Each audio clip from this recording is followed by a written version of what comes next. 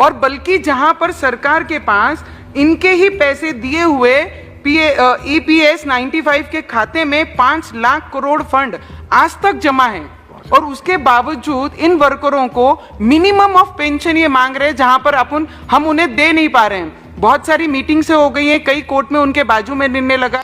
नमस्कार दोस्तों, स्वागत है आप सभी को हमारे YouTube चैनल में। आपको EPS 95 पेंशन के बारे में जानकारी देने जा रहे हैं, जो अभी 20 मिनट पहले की खबर निकलकर सामने आ रही है कि न्यूनतम पेंशन को लेकर सरकार ने दिया बहुत बड़ा तोहफा। अब पेंशन धारकों को बहुत ही अच्छा लाभ मिलने जा रहा है। बताया जा रहा है कि आपकी पेंशन अभी बढ़ाई जाएगी। EPS 95 पेंशन भोगियों की जो न्यूनतम पेंशन है, पेंशन की राशि मांग पर सकारात्मक संकेत मिल रहे हैं। बताया जा रहा है कि श्रम मंत्री ने पेंशन पर 7,500 रुपये प्रति माह पर विचार करने का सुझाव दिया। इसके साथ ही कर्मचारी पेंशन योजना में उत्पादक लाभ के लिए भी संशोधन भी किए गए। जी हाँ दोस्तों, बताया जा रहा है कि EPS 95 पेंशन भोगी है, उनको बहुत बड़ी खुशखबरी मिलने वाली है। EPS 95 के पेंशन भोगियों को न्यूनतम पेंशन को लेकर एक बहुत बड़ा अपडेट देखने को मिलेगा।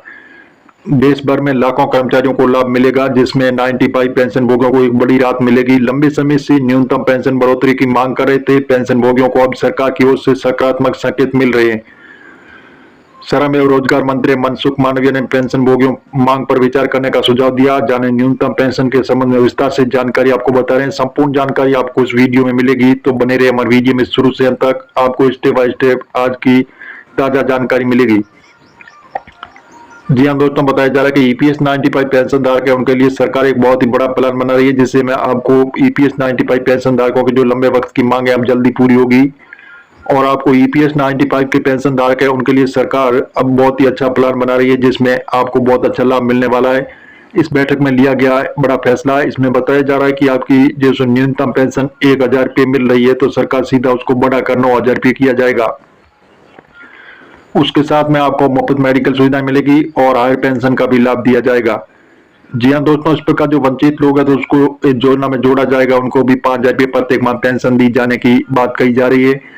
और भी बताया जा रहा है कि जो आप अपने किसी भी इमरजेंसी काम के लिए 1 लाख रुपये अपने अकाउंट से निकासी भी कर सकते हैं, और आपको बढ़ा हुआ ब्याज भी मिलेगा। जैसे 8.25% के दर से आपके अकाउंट में ब्याज भी जमा किया जाएगा, वो भी जल्दी आपके अकाउंट में जमा होने वाला है। देश भर के लाखों कर्मचारियों को लाभ मिलने वाला है। जैसे 95 पेंशन भोगियों को बड़ी राहत मिलेगी। लंबे समय से न्यूनतम पेंशन बढ़ोतरी की मांग कर रहे थे पेंशन भोगी, अब सरकार की ओर से आपको बहुत बड़ी खुशखबरी मिलने वाली है। श्रम एवं रोजगार मंत्री मनसुख मांडविया ने मांग पर विचार करने का सुझाव दिया। न्यूनतम पेंशन संबंधी विस्तार से आपको इसके बारे में हम जानकारी देने जा रहे हैं, तो बने रहे हमारे वीडियो में अंत तक। आपको स्टेप बाय स्टेप आज की ताजा जानकारी मिलेगी। EPS 95 पेंशन भोगी जिनमें वर्तमान में औसत केवल 1450 रुपये प्रति माह पेंशन मिल रही थी, तो जी हाँ दोस्तों, इसको लंबे समय से न्यूनतम पेंशन को 7,500 करने की मांग कर रहे हैं। पेंशन भोगी कई लंबे वक्त से इसकी मांग कर रहे हैं कि हमारी EPS 95 पेंशन है वो 7,500 रुपये करें। और पेंशन भोगियों की मांग को लेकर कई बार विरोध प्रदर्शन भी किए गए हैं, जिसमें जंतर मंतर का प्रदर्शन भी शामिल है। तो भी सरकार ने अब इस पर बहुत बड़ा तोहफा दिया। पेंशन भोगियों का कहना है कि स्थायी पेंशन राशि में उनके दैनिक खर्च और जीवन यापन के लिए पर्याप्त व्यवस्था नहीं है। श्रम मंत्री के साथ बैठक में पेंशन भोगियों ने विस्तार से अपनी राय रखी, और मंत्री ने कहा कि सरकार उनके अंतिम चयन से विचार कर आवश्यक कदम उठाएगी और पेंशन भोगियों के प्रमुख पेंशनों के प्रमुख वेलचर और निःशुल्क स्वास्थ्य सेवाएं भी शामिल करेगी। जी हाँ दोस्तों, इसी प्रकार जो EPS 95 पेंशन धारकों के लिए अब अच्छे दिन आने हुए शुरू। जल्दी आपको अच्छा लाभ मिलने वाला है और बदल सकती है आपकी किस्मत। EPS 95 पेंशन भोगियों के लिए राहत की खबर है।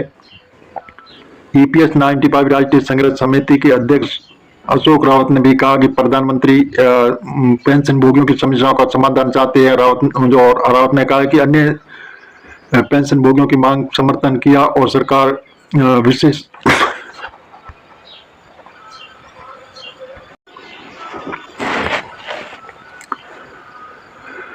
इसके अलावा सरकार कर्मचारी पेंशन योजना 95 के महत्वपूर्ण संशोधन किया। इसका उद्देश्य उन कर्मचारियों को उत्पादक का लाभ प्रदान करना और 6 महीने से कम अंशदान सेवा किए और हर साल करीब 7 लाख कर्मचारियों को फायदा होगा, और हर माह के लिए की जाएगी लाभ की गणना। जी हाँ दोस्तों, जैसे कर्मचारी अधिक लाभ मिलेगा और ईपीएस 95 पेंशन भोगियों के लिए सरकार के सकारात्मक रूप से आशा जागी है कि उनकी लंबे वक्त से चली आ रही मांगें जल्दी पूरी होने वाली है और न्यूनतम पेंशन जैसे शामिल जो लोग पेंशन भोगी है उसको बड़ी राहत साबित होने वाली है और उनको खुशखबरी मिलने वाली है। उनके जीवन स्तर में सुधार आया और सरकार इस कदम से पेंशन भोगियों को नई उम्मीद जागी और देखेंगे कि मांगें कब और कैसे पूरी होनी चाहिए। राष्ट्रीय पेंशन इसका आम मुद्दे पर सरकार ठोस कदम उठाने की उम्मीद कर रहे हैं। जी हाँ दोस्तों, इसी प्रकार ईपीएस 95 पेंशन धारक है उनके लिए सरकार अभी जल्दी इसकी मांगे पूरी करने की जैसे योजना बना रही है और प्लान बना रही है जिससे आपको बड़ा लाभ मिलने जा रहा है। तो बताया जा रहा है कि ईपीएस 95 पेंशन धारक है उनके लिए बहुत ही अच्छी खुशखबरी निकलकर सामने आ रही है। बताया जा रहा है कि जल्दी अब पेंशन भोगियों को सरकार केंद्रीय कर्मचारी को महत्वपूर्ण खबर है जैसे पुरानी पेंशन योजना को बहाल करने को लेकर भी कर्मचारी को बड़ा झटका लगा। 18 महीने का बकाया डीए भी बाद में सरकार ने संसद से पेंशन योजना में लागू करने को लेकर अपना स्पष्ट दिया और बताया जा रहा है कि ईपीएस 95 पेंशन इनको भी बहुत अच्छा लाभ मिलने वाला है। जी हाँ दोस्तों, इस प्रकार जो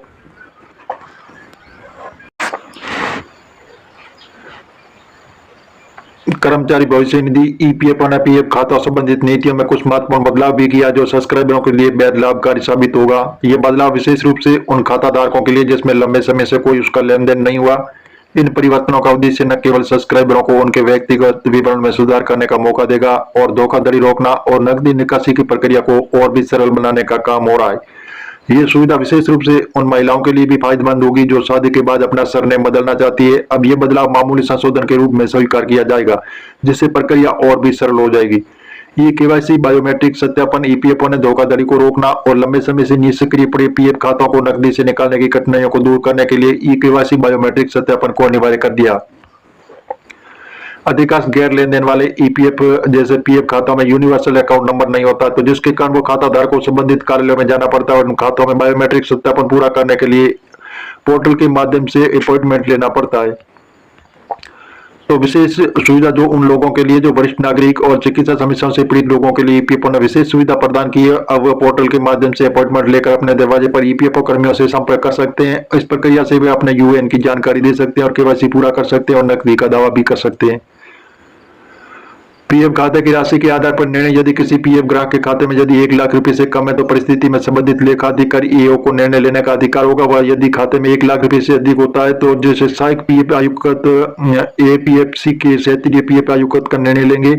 यदि किसी सब्सक्राइबर की कंपनी बंद हो जाती है तो उनके यूनिवर्सल अकाउंट नंबर नहीं होता तो वैसे पीएफ कार्यालय में प्राप्त कर सकते हैं और सब्सक्राइब की मृत्यु हो जाने पर फॉर्म 2 उल्लेखित नामांकित व्यक्ति की ई केवाईसी के माध्यम से नकदी का दावा कर सकते हैं।